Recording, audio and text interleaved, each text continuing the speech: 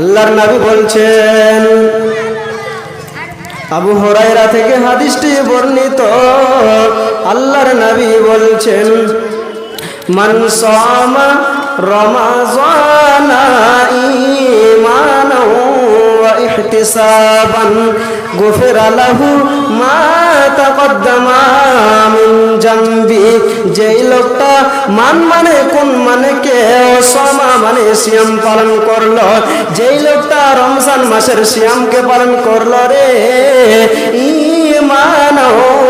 ঈমানের সঙ্গে ওয়া ইহতিসাবা এবং ইহতিসাবের সঙ্গে নেকির আশায়, সওয়াবের আশায়, আল্লাহকে বলবো, দয়াল মাবুদ রে, আমরা না খেয়ে থাকছি, আমরা সিয়াম পালন করছি মাবুদ, তো আপনার কি লাভ হবে? আল্লাহ বলছেন, বান্দা রে, আমার কোনো লাভ হবে না, আমার কোনো লাভ হবে না রে বান্দা, তোমারই লাভ হবে। বান্দা তোমার কি লাভ হবে শুনে নাও। নবীজি বলছেন, গুফিরা লাহু মা তাকদ্দামা মিন জামবি। যখন তোরা না খেয়ে থাকবি রে, যখন তোরা সিয়াম পালন করবি, তখন আল্লাহ তোর জীবনের সমস্ত গুনাহকে ক্ষমা করে দিবে। আল্লাহ বলছেন, যখন ঈমান, আল্লাহর নবী বলছেন, যখন ঈমান এবং ইহতিসাবের সঙ্গে রোজা রাখবি, তখন আল্লাহ রাব্বুল আলামিন তোর জীবনের সমস্ত গুনাহকে ক্ষমা করে দিবে। তো আমরা রোজা রাখছি, কিন্তু আমাদের রোজার ভিতরে ঈমান এবং ইহতিসাব নাই, ঈমান নাই, তাহলে মানুষকে দেখবেন ত্রিং রোজা, ত্রিং রোজা বুঝেন? যেমন মানুষকে দেখবেন যারা নামাজ পড়ে না, যারা নিশা করে, তারপরেও তারা কষ্ট করে সিয়াম রাখে। দেখবেন সাহারি খাওয়ার পরে খালি ঘন ঘন এইভাবে ঘড়ির দিকে তাকায়, কখন দেখবে আর 5 মিনিট সময় আছে, যখন দেখলো 5 মিনিট সময় আছে, তখন একটা সুখ টান মেরে নিল, বিড়ি খেয়ে নিল। ওই রোজা কি আল্লাহর কাছে কবুল হবে? আল্লাহর কাছে গ্রহণযোগ্য নয়। আবার কাউকে দেখবেন সাহারি খাওয়ার পরে এভাবে তামুক খেয়ে নিল, ওকে বলছেন, ভাই আপনি তো সাহারি শেষ খাওয়ার করলেন, তামুক। বলছেন, খ্যাপা, আমি সাহারি খাইনি, তামুক খেয়ে এরপরে আবার পানিও খাবো, এরপরে আবার পানিও খাইবে, তাহলে আল্লাহর কাছে আর কেমন করে জীবনের সমস্ত গুনাহ আল্লাহ মাফ করবেন? কেমন করে মাফ করবেন? আল্লাহর নবী আরো বলছেন, ওয়ামান কামা রমাযানা ঈমানাও ওয়া ইহতিসাবা। আল্লাহর নবী বলছেন, যারা রমজান মাসে রাত্রি জাগরণ করে তারাবি পড়বে রে, যারা কিয়ামুল লাইল পড়বে, তাহাজ্জুদ পড়বে রে,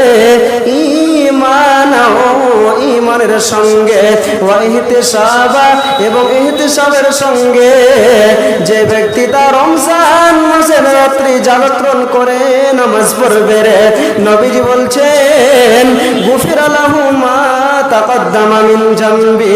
আল্লাহ রাব্বুল আলামিন তার জীবনের সমস্ত গুনাহকে ক্ষমা করে দিবেন। আল্লাহর নবী বলছেন, যখন রাত্রি জাগরণ করে ঈমান এবং ইহতিসাবের সঙ্গে কিয়াম করবে, তারাবি পড়বে, তো নবীজি বলছেন, গুফিরা লাহু মা তাকদ্দামা মিন জামবি, তার জীবনের সমস্ত গুনাহকে আল্লাহ ক্ষমা করে দিবেন। আর আপনি বাড়িতে আছেন, আর আপনি বলছেন তারাবি তো ফরজ নয়, আপনি ফতোয়া চাচ্ছেন কি জানেন? তারাবি তো ফরজ নয়, তো তারাবি আমি কেন পড়ব? কিন্তু তারাবি পড়ুন, তারাবি তো অনেক, এর গুরুত্ব অনেক আছে, আপনি তারাবি পড়ুন, দেখুন কি গুরুত্ব আছে। আম্মা জান আয়েশা বলছেন, রাতের বেলায় ঘুমিয়ে আছি, আল্লাহর নবী নামাজ পড়ছেন, দূরে কাত নামাজ পড়ছেন, এত লম্বা করে নবীজির পা গুলো ফুলে যাচ্ছে,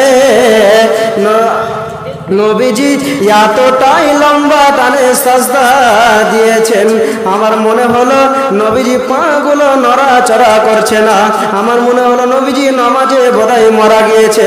আমি চিনতে পারলাম নবীজি তখন পা নড়াচ্ছে। নামাজ শেষে বললাম, ও দয়ার নবী গো, আপনি বলুন আল্লাহ রাব্বুল আলামিন আপনার সমস্ত গুনাহ কদ কুফিরা লাহু মা তাকদ্দামা মিন জানবি। আল্লাহ আপনার ডানের পাপ, আল্লাহ আপনার বামের পাপ, আল্লাহ আপনার সামনের পাপ, পিছনের পাপ সমস্তটাই ক্ষমা করে দিয়েছে। তো নবী গো, আপনি রাত্রি জাগরণ করে কেন নামাজ পড়ছেন, কেন সালাত পড়ছেন? আল্লাহর নবী বললেন, আয়েশা রে, আফালাম উ আবদা শাকুর, আমি কি সে আল্লাহর কিতাব বর্ণনা করব না যে আল্লাহ একজন ইয়াতীমকে নবীদের নবী বানিয়েছেন? সে আল্লাহর কি কিতাব